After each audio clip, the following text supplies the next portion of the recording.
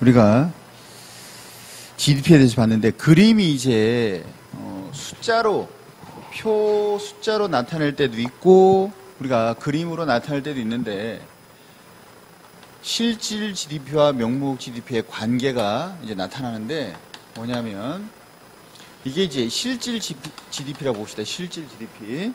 그러면 이게 이제 명목 GDP예요. 명목이라고 하면 이게 요새 만났잖아요. 만났습니다. 그럼 이게 이제 2018년이라고 봅시다. 2018년. 그러면 2018년에 명목 GDP와 실질 GDP가 같다고. 그렇다는 얘기는 뭐예요? 2018년에 명목 GDP와 실질 GDP가 같다고. 그게 무슨 얘기예요? 기준연도이거나 2018년도가 기준연도이거나 기준연도 물가와 같다고. 같다. 그러면 이때는요? 만약 이때가 2017년도라고 봅시다. 2017년도. 그러면요? 2017년도요.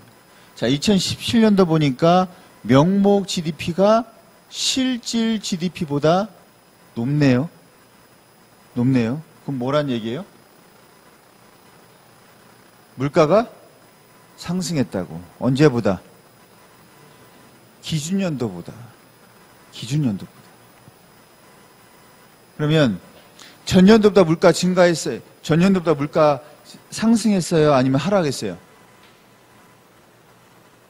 2017년에 전년도보다 물가 상승해서 하락했어요? 전년도보다 물가 어떻게 됐어요? 전년도에는 데이터가 없잖아. 모르죠. 기준연도보다 물가가 어떻게 했다고? 상승했다고. 그럼 2017년이 물가가 높아요? 아니면 2018년이 물가가 높아? 2017년. 자, 이따 봅시다. 2019년. 19년 보니까 실질이 명목보다 높아요. 그렇다는 얘기는 무슨 얘기예요? 왜 명목이 실질보다 낮아요? 물가가 기준연도보다 어떻게 돼서? 하락해서. 그러면 물가는 어떻게 되는 거예요? 이렇게 되는 거죠. 이렇게. 2017이 제일 높고 그 다음 18, 19. 점점점 물가는 어떻게 된 거예요? 내려간 거예요. 그러면 이런 그림이 몇 개가 나오냐면 총 4개가 나와. 뭐냐? 실질, 그 다음에 명목. 또 이거 뭐예요? 실질, 그 다음에 명목.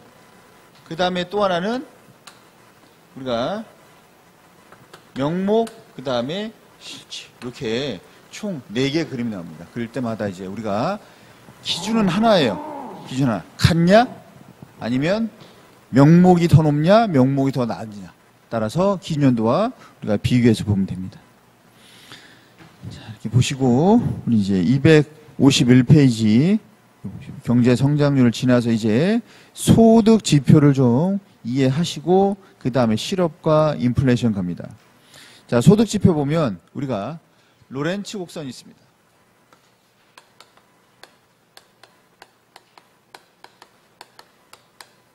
시험에 잘 나오는 건 아닌데 로렌츠 곡선.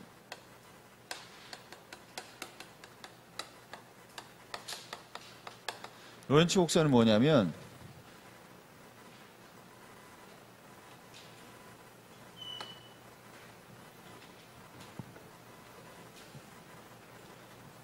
우리가 이쪽은 뭐냐면 소득 비중이에요.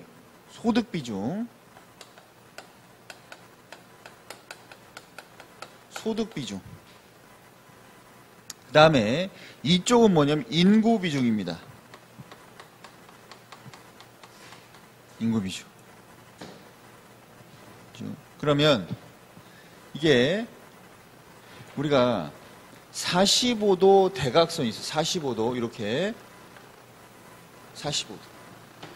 45도는 뭐냐면 기준선인데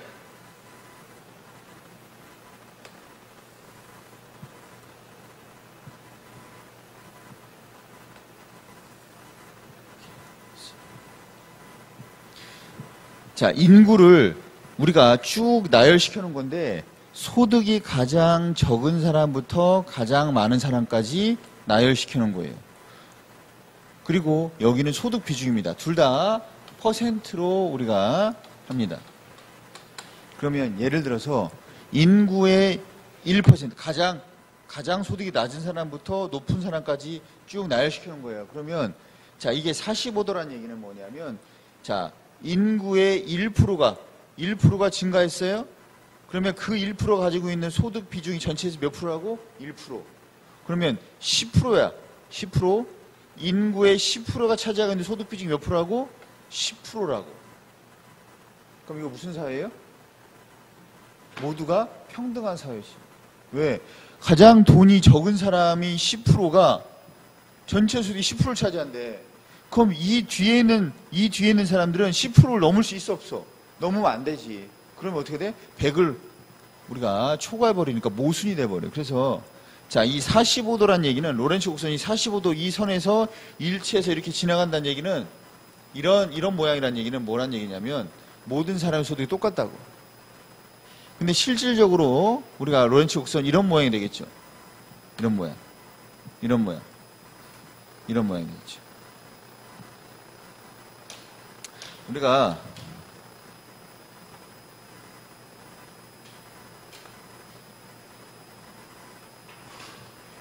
이런 로렌츠 곡선은 우리가 나올 수가 없어요. 이런 로렌츠 곡선 나올 수가 없다고. 왜 그러냐면 이 얘네들보다 소득이 높잖아. 근데 소득 비중이 몇 프로야? 얘네들이 차지고 있는 소득 비중이 몇 프로예요? 0이잖아, 0. 얘네들이 차지하는 소득 비중은 얘네들이 차지하는 비중이 이렇게 올라가니까 이만큼을 차지한다고. 근데 얘네들이 차지하는 소득 비중은 몇 프로예요? 0이잖아, 0. 그럴 수가 없다니까. 얘네들은 얘네들보다 잘 사는 애들인데 수평에 나올 수가 없죠. 그래서 우리가 소득 비중은 0입니다. 0. 그러면 이런 그림 나올 수가 없어요. 항상 어떻게 돼요? 항상 전과 동이라든지 전보다 높아져야 돼요. 전보다. 그러니까 이런 모양, 이런 모양 가능하죠. 이런 모양 가능합니다.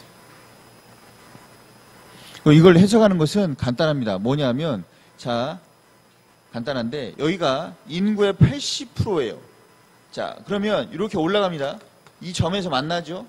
그러면 인구의 80%가 전체 소득에서 20%를 차지한다. 그럼 거꾸로 우리가 소득이 많은 인구의 20%가 전체 소득에서 몇 프로를 차지한다?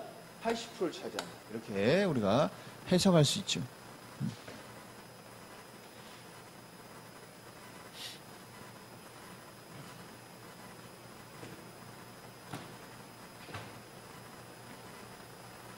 자, 그 다음에 진위계수가 있습니다. 진위계수는 우리가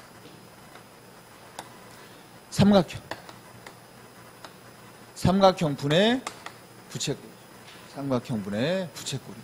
그러니까 이 삼각형 분의 이 면적이에요. 이 면적. 그러니까 어떤 나라는 이런 로렌츠 곡선이면 이 면적일 거고, 이런 나라는 로렌츠 곡선이 이러한 면적일 거고. 자, 그래서 우리가 삼각형분의 면적. 그러면 우리가 최대값이 1입니다. 최대값이 1이에요. 왜? 삼각형분의 삼각형이니까 1.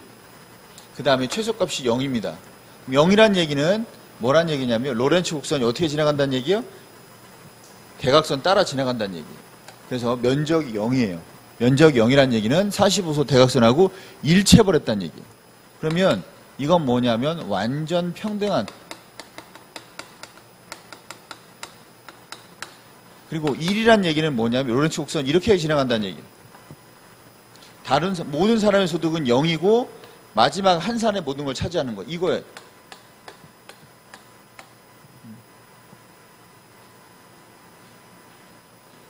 이런 건 없죠. 사실 현실에서는 없겠지만 완전 불평등한 거.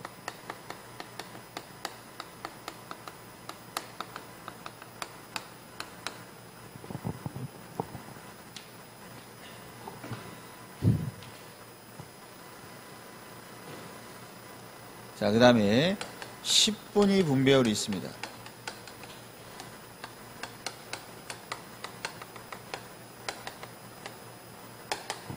10분위 분배율. 10분위 분배율은 뭐냐면 우리가 하위가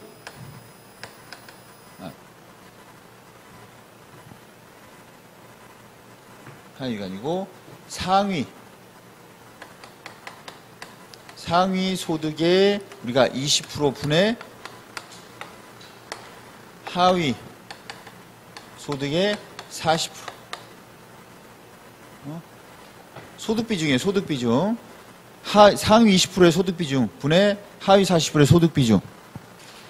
그러면 이 값을 보면 우리가 모든 사람의 소득이 똑같으면 완전 평등하면 몇이 나오냐면 2가 나옵니다. 2. 모든 사람의 소득이 똑같으면 이 20분의 40 나올 테니까 모든 사람이 똑같으니까. 자, 그 다음에 완전 불평등하다. 얘가 0이고 얘가 0이다. 그래서 상위 20%가 모든 걸 다 가져간다. 그럼 몇이 나와요? 0이 나오죠. 완전 불평등하면 0이 나오죠. 위하고 조금 다릅니다. 그리고 5분위 분배율.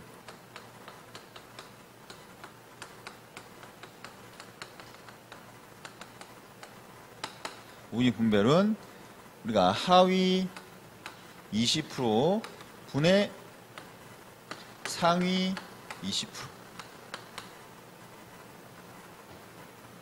그러면 크면 클수록 불평등하죠. 크면 클수록 우리가 불평등해집니다.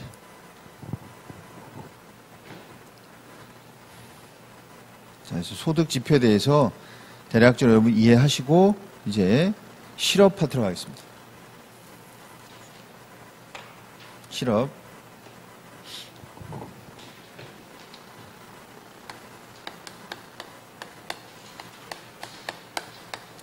우리가 인구를 보면 인구가 전체 인구가 있어요. 전체 인구가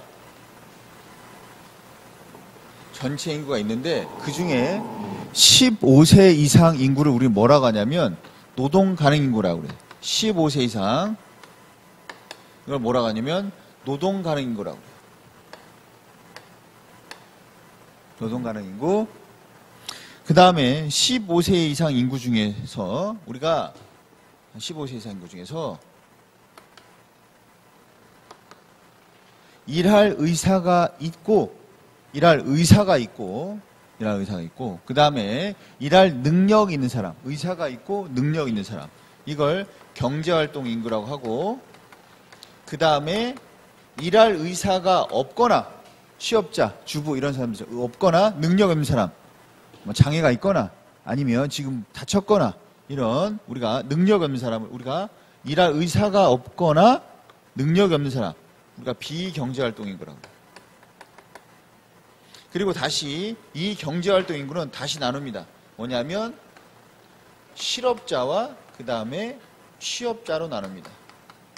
그러니까 우리가 노동 가능 인구는 전체 인구는 노동 가능 인구와 비노동 가능 인구로 나누게 되고, 전체는 노동, 비노동, 노동으로 나누게 되고, 노동은 다시 경제와 비경제로 나누게 되고, 또 경제는 다시 실업자와 취업자로 나누게 됩니다.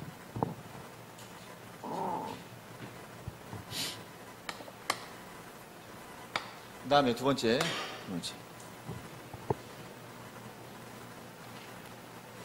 우리가 실업률과 관련 지표입니다. 실업률과 관련 지표.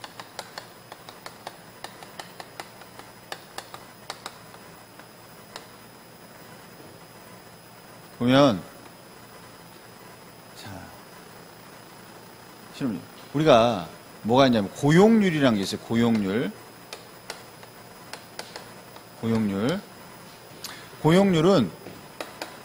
뭐냐면 고용 가능인구. 우리가 노동 가능인구 분의 취업자입니다. 곱하기 100. 이게 고용률이에요. 그러면 경제활동 인구는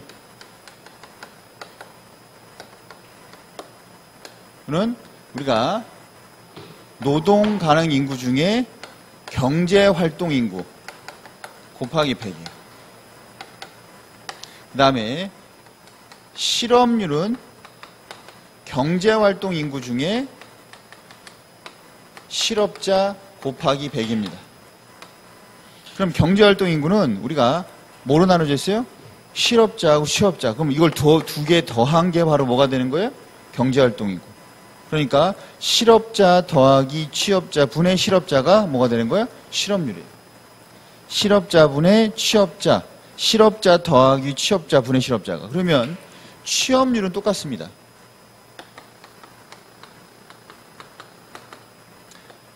경제활동 인구 분의 취업자입니다.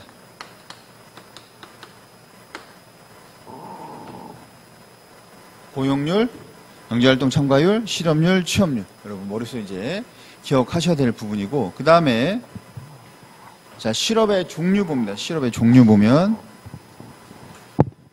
경기적 실업, 계절적 실업, 구조적 실업, 마찰적 실업이 있는데 이 네 개 중에서 경기, 계절, 구조 이 세 개를 묶어서 경기, 계절, 구조를 묶어서 뭐라고 하냐면 비자발적 실업. 256페이지 경기, 계절, 구조를 묶어서 비자발적 실업. 그리고 마찰적 실업.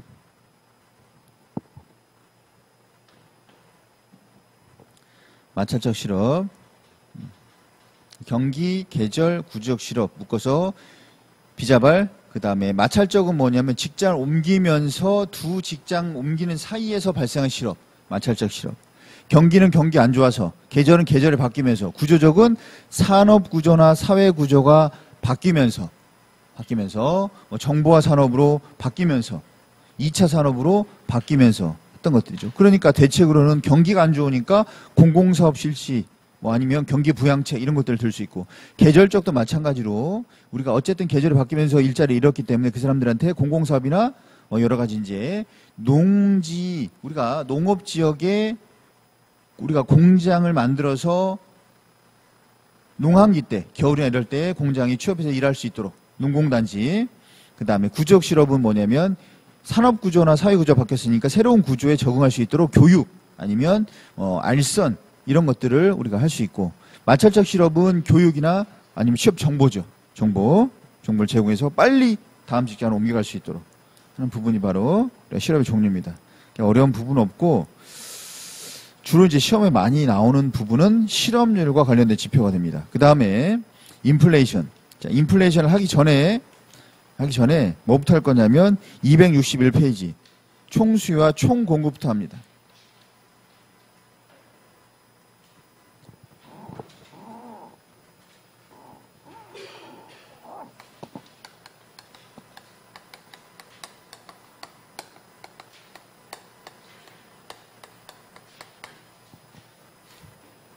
자, 첫 번째 총수요. 총수요는 뭐냐면 우리가 총수요는 한 나라의 일정 기간 동안 1년 동안 한 나라의 경제 주체들, 가계, 기업, 정부가 한 나라의 경제 주체들이 우리가 소비하고자 하는 최종 생산물 합입니다. 거기 보시면 한 나라의 경제 주체 일정 기간 동안 소비와 투자를 위해서 우리가 구입하고자 하는 재화 서비스 총합입니다. 총합.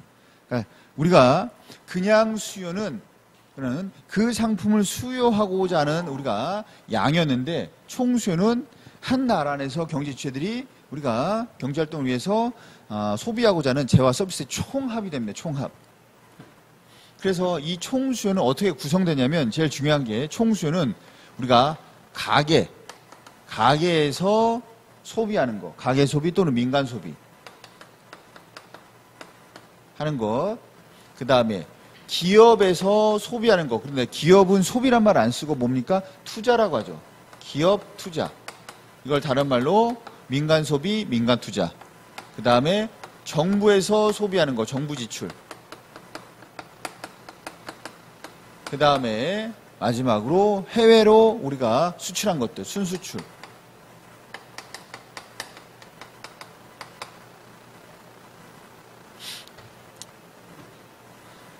한 나라 안에서 일정 기간 동안이기 때문에 다른 나라에서 만든 건 빼야 됩니다. 그래서 마지막에 순수출을 하는 이유는 마지막에 뭐예요? 수입을 다 빼버리죠.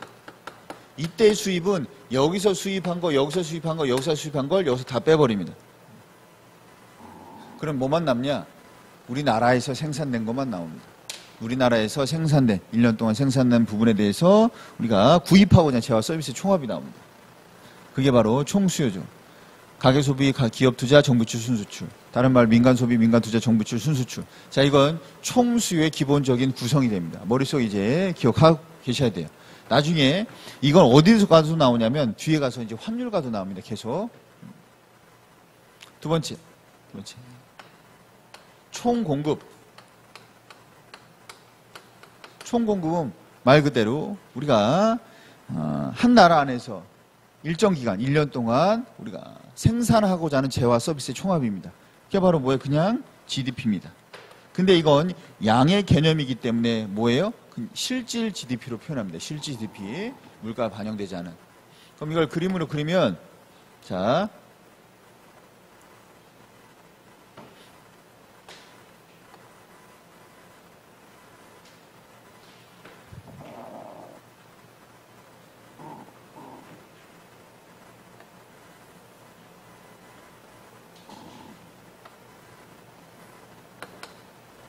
우리가 항상 세로축은 가격 또는 가격과 관련된 물가.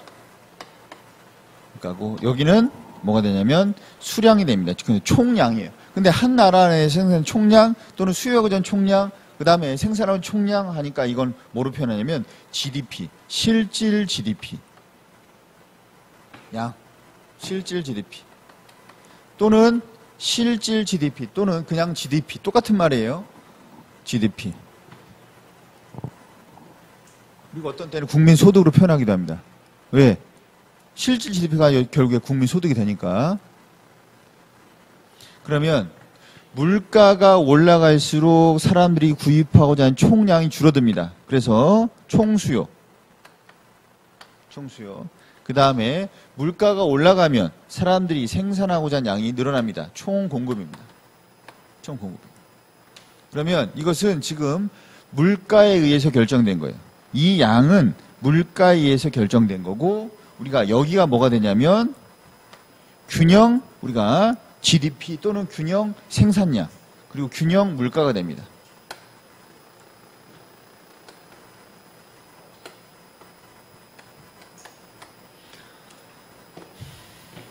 그러니까 그 나라의 GDP고 그 나라의 우리가 그의 물가가 됩니다. 그의 GDP, 그 다음에 물가. 그리고 이 점들에서 만들어진 총수요 곡선과 총공급 곡선은 뭐에서? 물가에서 결정된 거예요. 그런데 이 총수요와 총공급이 변화합니다. 총수요가 변화한다. 다른 말로 총수요 곡선이 이동한다는 얘기예요. 변화. 어떻게 변화해요? 총수요가 증가할 수도 있고 감소할 수도 있고 다른 말로 총수요 곡선이 오른쪽으로 갈 수도 있고 이건 왼쪽으로 갈 수도 있다는 얘기예요. 그 다음에 총공급도 마찬가지입니다. 변화합니다. 총공급이 변화한다. 다른 말로 우리가 총공급 곡선이 오른쪽으로 이동한다. 또는 우리가 감소한다는 얘기는 총공급 곡선이 우리가 왼쪽으로 이동한다. 이 얘기죠. 그러면 우리가 총수요가 증가한다는 얘기는 뭐예요? 총수요가 증가하려면 물가 말고 뭐가 변해야 되냐? 이게 변하면 돼요. 이게 변하면 돼요. 총수요의 구성 요소들이잖아. 물가가 변하면 그냥 선상에서 변하는 거고 만약에 가계소비, 기업투자, 정부출, 순수출 또는 민간소비, 민간투자, 정부출, 순수출이 늘어나게 되면 뭐가 되는 거예요? 총수요가 증가하고 이게 감소하면 감소합니다. 가계 소비가 증가한대요. 가계 소비가 증가해요. 또는 기업의 투자가 증가해, 또는 정부의 지출이 증가해, 또는 수출이 많이 되거나 수입이 줄어들어.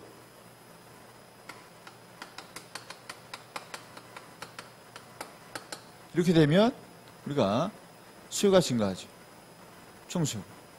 자, 그러면 잘 보세요. 총수요가 증가하면 어떻게 돼요? 총수요가 증가하면 어떻게 돼요? 총수요가 증가하면 어떻게 돼요? 총수요가 증가하면 어떤 일이 발생해요? 총수요 증가하면 항상 그림을 그려야지. 여기가 균형 물가와 균형 GDP 거래량이잖아. 총수요가 증가하면 어떻게 돼요? 총수요가 이렇게 증가하면 물가는 어떻게 돼요? 상승하고 GDP는 실질 GDP는 증가하죠. 여기서 끝나는 게 아니에요. 여기서 끝나는 게 아니고 실질 GDP가 증가한다는 얘기는 뭐예요? 국민소득은 늘어난다는 얘기지. 고용은 늘어난다는 얘기지. 실업은 줄어든다는 얘기죠. 이걸 다 우리가 뭘 통해서? 총수를 통해서 확인할 수 있는 거죠.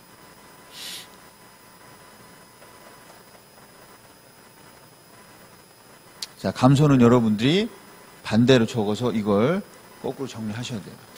그 다음에 두 번째. 그러면 우리가 GDP, 즉 총 공급이 증가하거나 감소하기도 합니다. 총 공급이. 그럼 총 공급이 증가하는 원인이 뭐가 있을까요?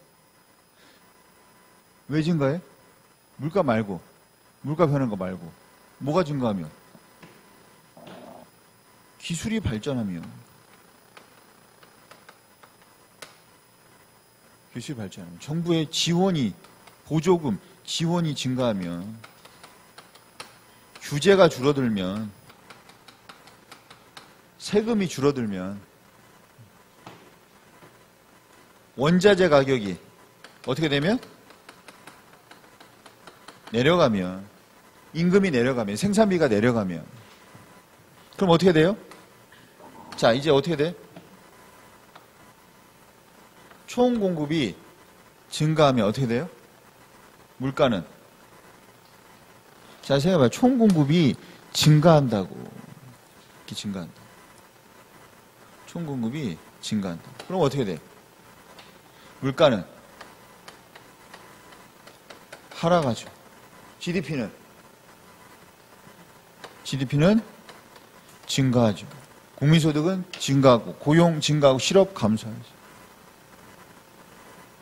얘하고 다른 점은 뭐예요? 얘하고 다른 점. 얘는 물가가 오르지만 얘는 물가는 내려가면서 나머지가 올라가요. 훨씬 좋은 거죠. 훨씬 좋다고 볼 수 있죠. 그런데 이거 쉽진 않죠. 왜? 기술 개발이 마음대로 되나? 그리고 우리가 규제를 줄였을 때 또는 뭐 지원을 했을 때 뭐도 같이 올라가냐면 정부치 올라갈 수 있으니까 그런 부분들도 생각을 해야 되는 부분이고. 원자재 같은 거. 원자재 가격이 싸지면 좋죠. 우리는. 석유 가격이 좀 내려가고 그러면.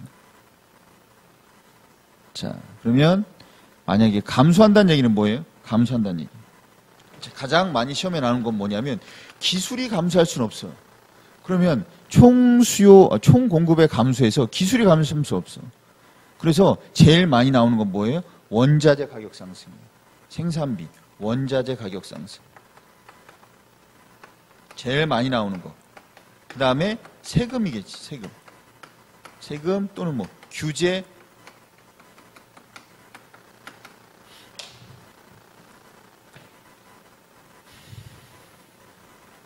이거야 뭐 거꾸로 뒤집으면 되니까 민간 소비 줄어들고 투자 줄고 지출 줄고 수출 줄거나 수입이 늘거나. 자, 그러면 우리가 총 수요와 총 공급을 통해서 뭘 할 수 있냐? 물가, GDP. 자, 그러면 앞에서 이제 했던 GDP하고 그 다음에 우리가 이 총 수요하고 연결해서 뒤에 나오는 인플레이션을 하고. 그럼 인플레이션 나오면 이제 거기서 다시 뭐하고 연결시키냐면 그걸 다시 이제 환율하고 연결시키고 경상수지하고 연결시켜서 하나의 문제가 됩니다, 이제. 그래서 얘는 좀 더 서클이 크기 때문에 탄력성보다는 조금 더 이제 돌아가는 그러니까 이 순환되는 이 과정에 대해서 이해를 차근차근 하셔서 문제를 풀어야 돼요. 그냥 단편적으로 문제를 푸는 것도 있지만 전반적인 것을 이해해서